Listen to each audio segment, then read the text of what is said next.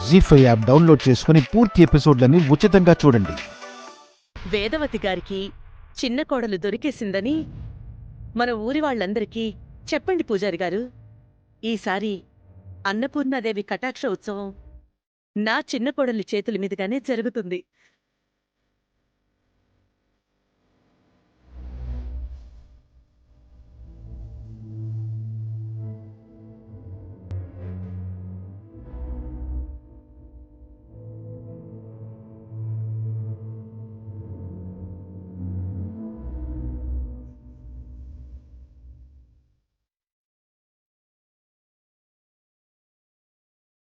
Engagement అయిపోయింది కాబట్టి పెళ్లి విషయం ఊరందరికీ చెప్పుకుంటూ తిరుగుతారు. అవని విషయం ఇప్పటికైనా బయటపెట్టడం మంచిది. కోడలితో తొందరలోనే మన ఊరికొస్తాం. ఉంటాను పూజారి గారు. రే నాన్నా, తొందరలోనే నీ పెళ్ళని మన ఊరు వాళ్ళకి చెప్పేశాను. అమ్మా, నీతో ఒక విషయం మాట్లాడాలి. చెప్పు శ్రీ.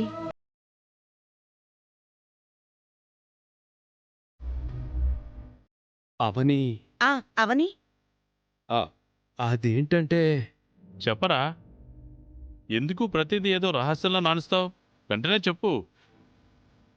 శ్రీ, అవని అంటే గుర్తొచ్చింది. ఇందాక అవని వచ్చి వెళ్ళింది.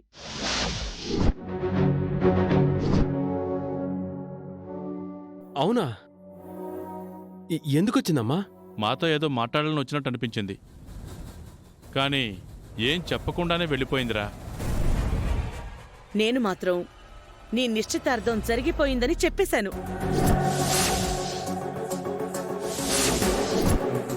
అంతేకాదు, పూజ గదిలోకి తీసుకువెళ్ళి మన వంశాచారం గురించి, మనకి కావలసిన జాతకం గల అమ్మాయి గురించి, మన ఊరి విశేషాల గురించి అన్నీ చెప్పేశాను.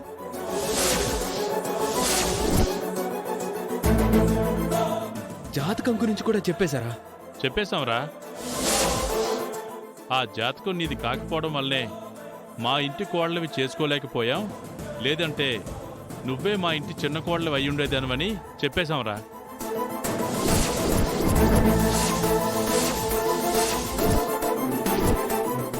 జాతకం విషయం మీ అన్నయ్య మురళితో కూడా చెప్పామని, ఏదీ దాచకుండా అన్నీ చెప్పాం. ఆ విషయం అంతా తనతో చెప్పాల్సిన అవసరం ఏంటమ్మా? మనతో చాలా జర్నీ చేసింది, మన మనిషి అనుకుని చెప్పేశాం. అరే, నువ్వెందుకంత సీరియస్ అవుతావు? అయినా చెప్తే తప్పే ఉంది. మీరు చెప్పగానే తను ఎలా రియాక్ట్ అయింది? మన ఇంటికి కోడలు కాలేకపోయాననే బాధ తనకుంటుంది గాని, మంచమ్మాయి కదా, అర్థం చేసుకుని వెళ్ళిపోయింది. మరీ ఫీల్ కాకుండా సంతోషంగానే వెళ్ళిపోయింది. అర్థం చేసుకుని వెళ్ళిపోలేదమ్మా. అగ్ని పర్వతాలను మోసుకొని వెళ్ళింది. సంతోషంగా వెళ్ళలేదు. సగం చచ్చిపోయినట్టు వెళ్ళి ఉంటుంది. ఆ దేవుడు అవనికి మనకి మధ్య మంచి బంధాల్ని ఏర్పరిచాడు గాని, ఒక్క జాతకం విషయంలో మాత్రం అన్యాయం చేశాడు. వెంటనే అవనిని కలవాలి. ఎక్కడికి శ్రీ? అర్జెంట్ పనుంది.